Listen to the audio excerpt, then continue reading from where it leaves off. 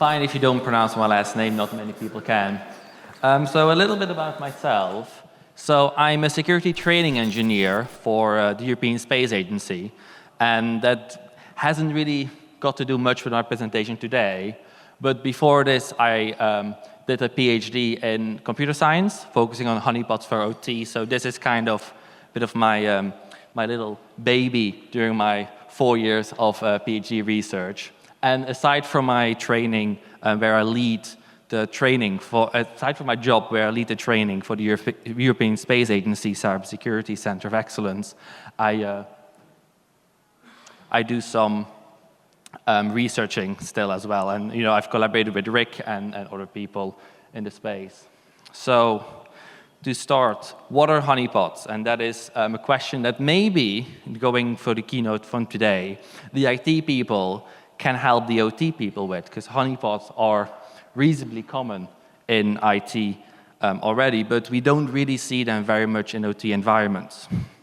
So if you don't know what honeypots are, these are not honeypots.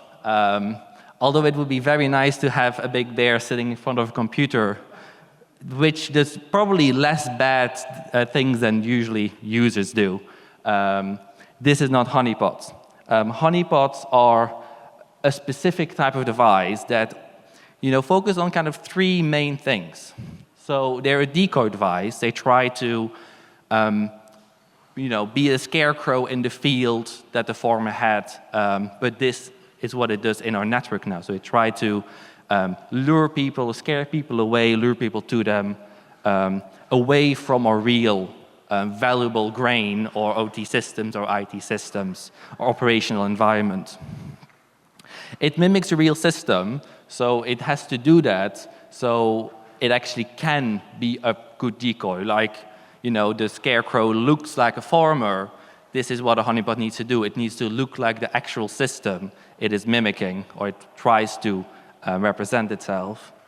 And it is often used for detection and analysis as well. So it can give you a wealth of valuable threat intelligence information and data that can be very useful for the SOC or to actually know what is going on in your environment. So that brings us to why would we deploy honeypots. So 29% of security leaders say that securing legacy technology is a barrier to cyber resilience. And I'll get to this later, why this is good for honeypots. So many security leaders also say that they want to focus on tried and tested practices, and honeypots are tried and tested in IT already. And 40% of respondents from public organizations suffered a material impact for cyber attacks. So there's definitely some more, and always will be more, that we can do to lower that number, you know, as much as possible.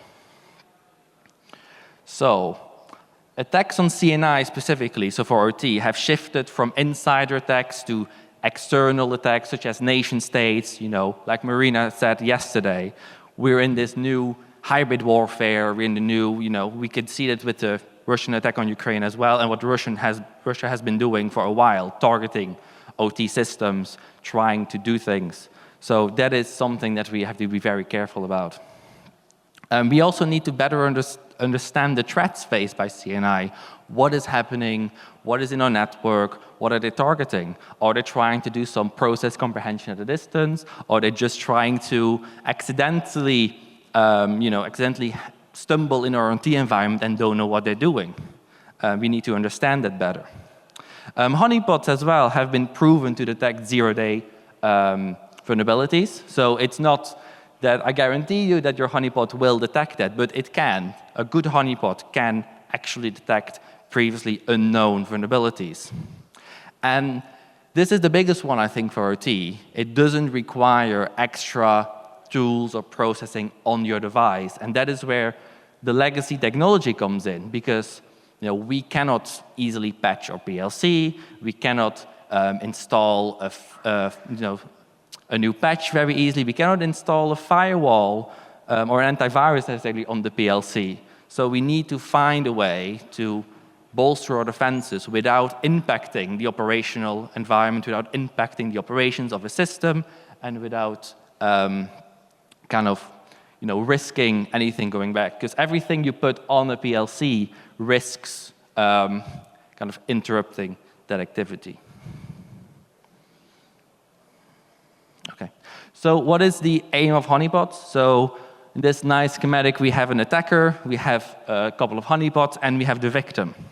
So the first step that a honeypot does is to divert. So we divert the attacker away from the real system to one of our honeypots. And that is actually quite tricky, and I'll go into that later in the presentation as well. Once we have the attacker diverted, we need to contain them. And this is something that is very open for interpretation. You can contain them as short or as long as you want, depending on your risk appetite, depending on what the goal of your honeypot is, depending on how your environment looks.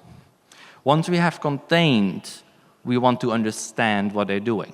So if you are willing to let the attacker, rumble around in your environment, on your honeypot, on your honey network, a network of honeypots, you can actually try to kind of understand what are they trying to do, what techniques are they using, what systems are they interested in. Are they interested in my PLCs? Are they just looking for Windows Server machines, for an AD that is now very popular in penetration testing? What do they want? And once you've understood them, you can reduce the impact. So you have obtained that intelligence. I see attackers in my environment. They try to use this vulnerability. I know I can patch that.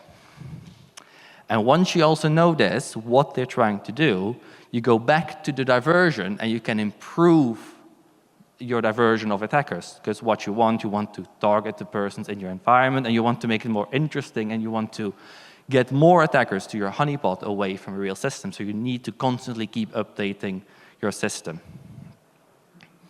So again, kind of how does that work well with ICS security? A little bit more on the challenges and where these honeypots come into play.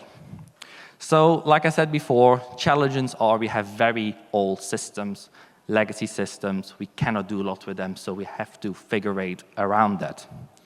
We have the removal of the air gap that is more and more proliferant. So there's a lot of great solutions here, data diodes. There's a lot of solutions we can to kind of combat some removal of the air gaps, but it is always a risk once you connect your OT environment to an OT environment and open it up for the people. We have availability as a priority, so we cannot be like in IT, throw a lot of alerts, block traffic that we see might be malicious, because if you block something that might be malicious and isn't malicious, you can actually cause impact yourself. And finally, and that's the big one that a lot of people are struggling with or working on now with NIS2, is the regulation bit. So we're in a very heavily regulated environment. We have certain things we have to do. We have certain things, we are limited by how we can do those things. So talking about NIS2, so with the new NIS2 directive, a lot more OT environments are included. You see manufacturing of critical products, even waste and water management, space, which is an interesting one for me as well, because we do have quite a few OT assets as well, aside from the energy and the other critical infrastructure we already had in NIS1. And if we have a look at what the NIS directive, the NIS2 directive kind of goes about, we can see lots of things.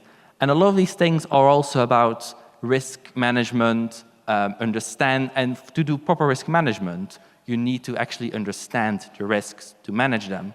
You need to do incident handling, but to do incident handling, you need to know there is an incident in your environment. So there's a lot of things where honeypots in here can also have a play. So if you look at the NIST cybersecurity framework for improving critical infrastructure security, we can see it focuses on 5 main subjects: identify, protect, detect, response, and recover. Now, I'm not saying honeypots help with all of them, but they can definitely help with quite a few of those. So definitely in protect, detect, and response is where we can find honeypots being very useful and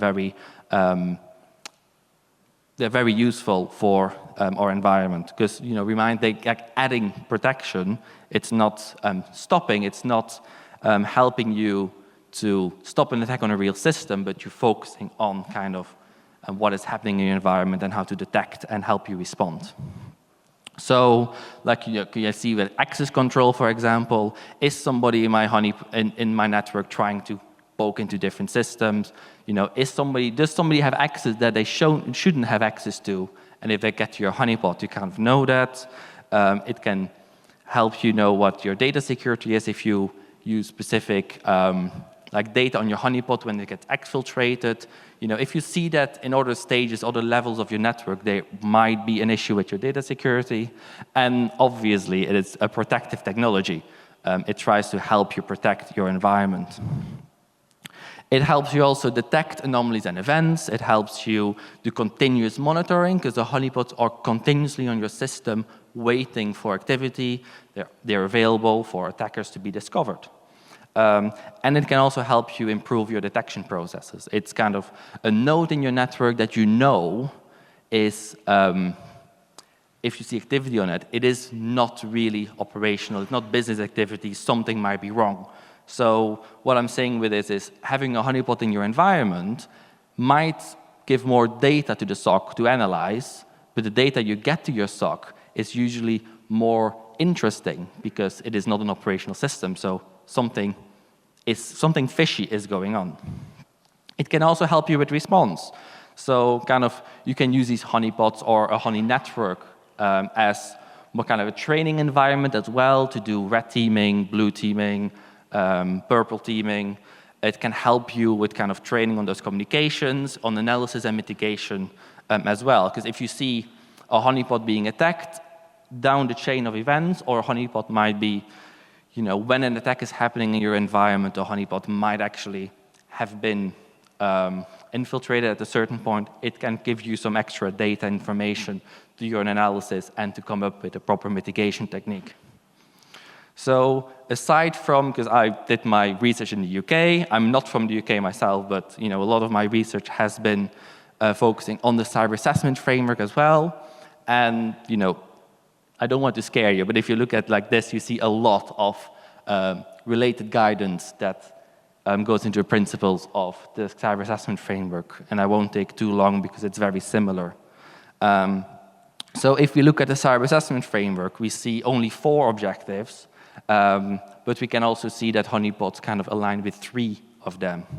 So one is protecting against cyber attacks. So it helps you identify, it helps you do some system security, check if your segregation is correct, protect networks from attacks that exploit vulnerabilities, and it also helps you to be a bit more resilient.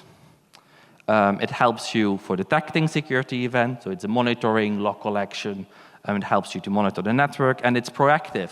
So you can detect anomalies in the network before they actually reach the system the attacker might try to target. And a little bit later, I'm going to show you how they can get even more proactive than having them just in your network. And they can also help you with your lessons learned to kind of minimize incidents and impacts in the future. So how do we go about deploying honeypots in ICS? And again, that's kind of the main thing I want to go to my talk, get through to the people in OT, like how do we do this right? Because we have a lot of people in research and there's a lot of kind of people around that try to do this, but they don't really do it well, and I have some interesting and fun examples later on. And the regulation bit is very important, I think, to everybody I'm speaking to in the sector says, I need to sell this to senior management, so keep the regulation bit in mind. So you have 3 types of honeypots. So low, medium, and high interaction. They're quite self-explanatory, but I'll go just quickly. Low interaction honeypots are purely simulated environments. They're very basic. They can usually just about receive a connection request, but then drop it. They don't have anything else to do. Then you have a medium interaction honeypot that allows a bit more commands. You might be able to get a list of documents on the FTP server, for example. And then you have the golden grail of the honeypots, the high interaction honeypot, which is a real physical system, for example, a real PLC that you deploy in your network, purely as a honeypot. So each of these have their own difficulties to actually be deployed. So a low interaction honeypot is often, some software you can find on GitHub. I'll show you one later. It's easy to deploy. You don't have to do a lot to them, but they can be quite useful. And they go all the way to very complex, because a high interaction honeypot, given that it's a real system, you have to have the knowledge and the resources to deploy it. So that also comes into play the cost. So from very low cost to potentially very high cost, because you have to keep it updated, you have to keep it better monitored the higher interaction it is. And all of those lead, obviously, to the kind of data you get from them. So the less you do, the lower cost, the easier to deploy the simulated systems tend to give you a very low amount of data, very limited amount of data. But that limited amount of data can be just the data you need before an attack happens. And if you're, like what I said earlier, one of those companies or this person that doesn't mind giving attackers a little bit more playtime in your environment, you can get very, very extensive data from attacks on a high interaction honeypot, because that is where you can find zero-day attacks. That's where you can find really the steps and the tools an attacker uses to get into your system. And there's also a lot of challenges when you're deploying honeypots. So it's not always very straightforward, and that can be seen in the deployments we see nowadays on the internet. So you need knowledge. So you need not only knowledge about honeypots themselves, but depending on which level of honeypot you go for, you need more and more actual operational knowledge. I'm not an engineer by trade. I don't know how to effectively configure a whole operational environment. But if you want to deploy a very realistic, good, high interaction honeypot, or even medium and low interaction honeypots, you need to have that understanding on how it fits in your environment. There is no real out-of-the-box solution that I've seen that is easy to use, that is perfect to just be deployed. There is a lot of extra steps you have to take before you can deploy one of those honeypots you can find online or sometimes buy, because by themselves they're just generic honeypot version 1, version 2, version 3. And there's also the leadership support. So what I talked about earlier, it is a cost to deploy honeypots. It does increase a lot of activity. It does put some more strain on the SOC potentially. So you have to get that leadership buy-in as well, which is where I said the regulations could be quite useful for. And those challenges is something we've noticed ourselves. So in here, we deployed 3 different Conpot honeypots, which is a kind of a very low interaction ICS honeypot that can simulate a couple of PLCs. So the left one, so the Conpot 1, the left one in both the graphs, is the very default configuration. I've just downloaded it, installed it, and done nothing more with it. The middle one is a configuration I've played around with a bit more. I've turned some services off. I made it a little bit more realistic. So it had a website. It had, like a PLC can have. It had S7 running. It has a lot less protocols than the first one. And the third one only had S7 running. So based on this, you can see the first and the second one have a lot of activity going on. But a lot of activity, as being security is not always good. I mean, you can have a lot of data, but like I would say this morning, if you cannot use it, if you cannot do anything with it, it's just data. You need information. So interesting with the first two is we see that the honeypot that had only a slight difference in configuration, it will probably take you less than an hour to kind of configure it like that. It resulted in a lot more interesting traffic, a lot more returning people as well. And then you would say the third one that only had S7, you would say useless. It barely got any traffic. But if I started digging around in that traffic, I could kind of see some interesting locations some of the traffic were coming from. For example, Russia, China. So there is, something to say. There is definitely a very sweet spot. There is a Goldilocks zone where you want to be in to get enough traffic that is useful and not get a lot of traffic that is not very useful for you. So to kind of help engineers and operators make these decisions, we developed a framework that is aligned with the SAR assessment framework for the UK, but it's not that difficult to map it to the NIST or to other frameworks as well, which we call HoneyPlant. So on the left side, you see the internal organization. So you can see the network boundary, you can see an internal network that's now used, and you can see high interactive HoneyNet. So this is like a comprehensive, in best case, you can deploy all of these, but you can also focus on very specific points in your network to deploy a honeypot. So if you go left to right, you can see a high interactive HoneyNet. And that's a specialized environment that is designed to look very similar to your operational environment, but it is purely composed of honeypots. So anything that happens there is basically free game. You can just be big brother and just look what attackers could kind of do in your environment. It does cost a lot of resources, but it can also give you a lot of information.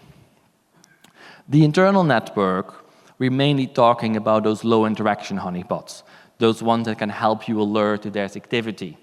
Because anything you deploy in your network, in your operational network, comes with a risk. And if you remember the slide from a couple of slides ago, low interaction honeypot is a simulated system. A high interaction honeypot is a real system. And what we know with real systems is they run on, they're a real system, so there's a lot more that goes wrong. So once an attacker obviously gets a foothold, takes over your honeypot, you can be in a bit of trouble. So I would never really say go for high interaction honeypots in your internal network. But perfect for an environment that is isolated from your main network. And all the way on the right, you can see external organizations. Doesn't need to be, I would kind of now maybe rephrase that to external to the organization. So it could be in the cloud, it could be on a network that you yourself host some honeypots that can inform you of the activity online. But this can also be, for example, people in your ISAC, people in the sector that can work together. And I think in OT, definitely like some of the energy sector and the water sector, you're not really competing with each other. So you might be more willing to work together and collaborate to share information. And sharing information is only going to benefit kind of security.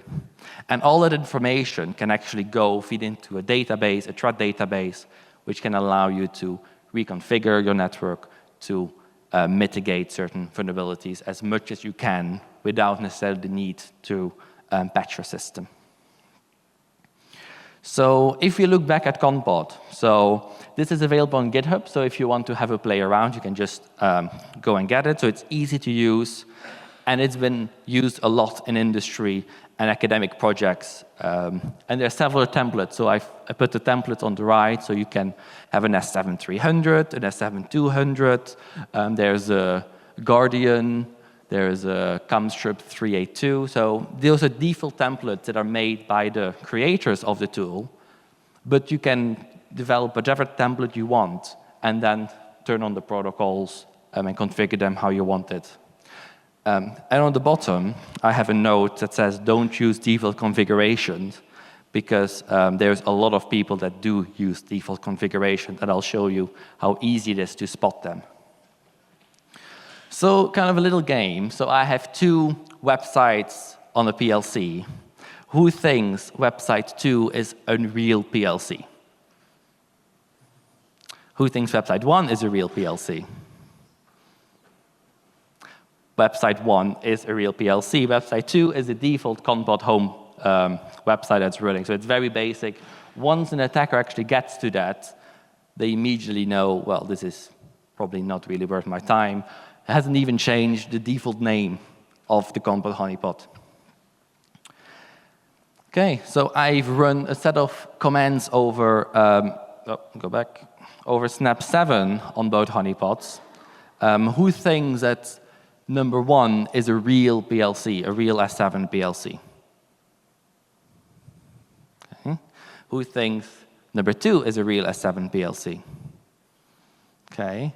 I'll just point out that my number 2 throws a couple of exceptions during just a basic read and a basic get OB1 block info. It just times out. It doesn't know what to do with it. Whereas in picture 1, I get I get the information from the PLC back. So again, if I'm an attacker and I try to poke around, even by just doing a get or a put that Rick was talking about in his PCAT presentation, I immediately know something is up. So I'm gone. So come into play Shodan, an amazing tool to use and to have a poke around. So this is a Compot honeypot that somebody put online. And as you can see, they did some kind of effort, so they changed the default name. But that's about all they did. So this was very easy to kind of find. They still have the Technodrome and the Mouser factory on the TCP FTP connection as well.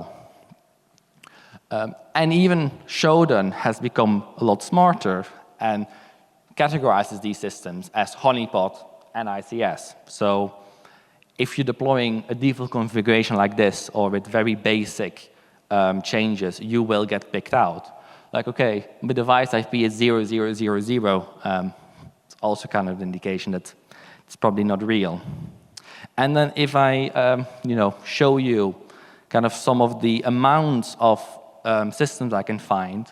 So Technodrome, the default title of the PLC, there's 344 Technodrome real PLCs on Shodan.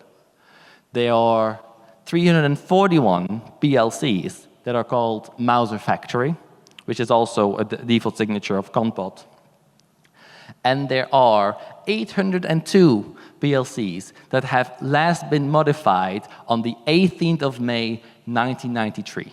Okay, I know people in OT don't like updating their systems, but I think if you last updated before the 2000, you might need to go and install some patches. And if you look at them, we can see we have a whole wind farm.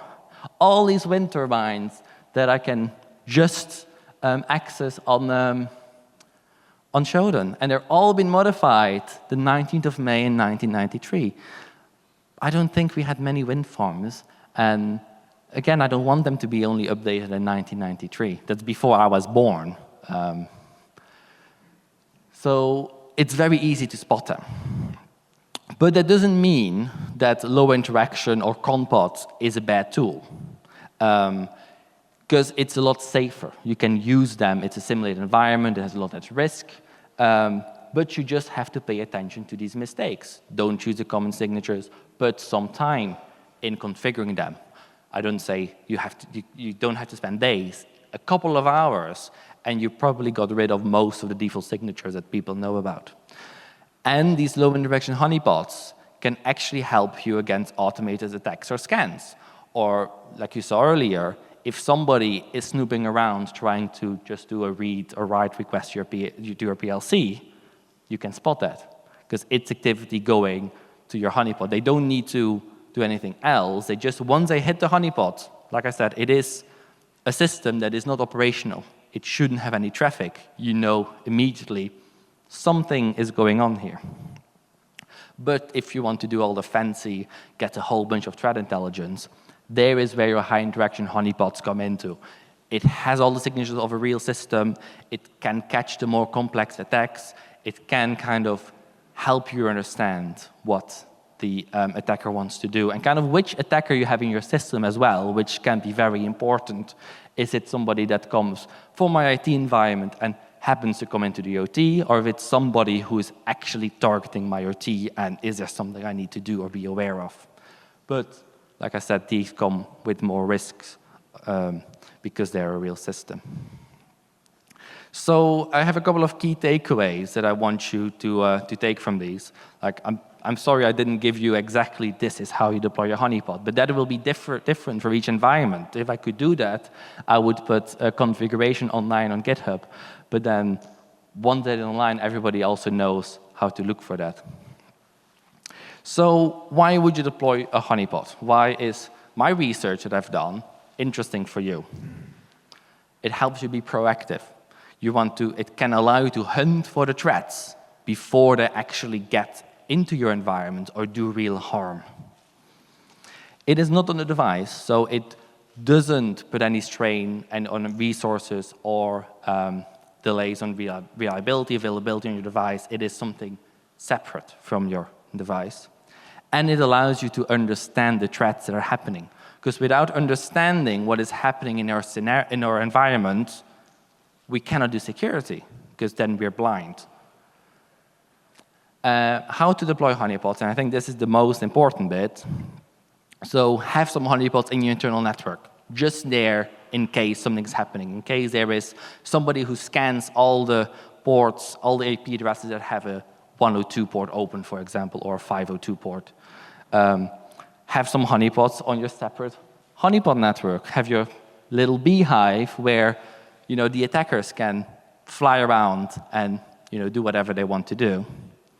And have some external honeypots on the internet that you put there. You can give them an IP address belonging to your company to make them a bit more realistic and see who is out there scanning these systems online. And finally, don't be a copier. Don't just copy what you see and deploy it, because that is not really helping anyone. That is not going to give you the maximum value that you can get with only a couple of hours of actually time investment. So yeah, that's it. So thank you for listening. This is my email address, my LinkedIn. You can also scan the QR code if you want to talk a bit more about honeypots as well.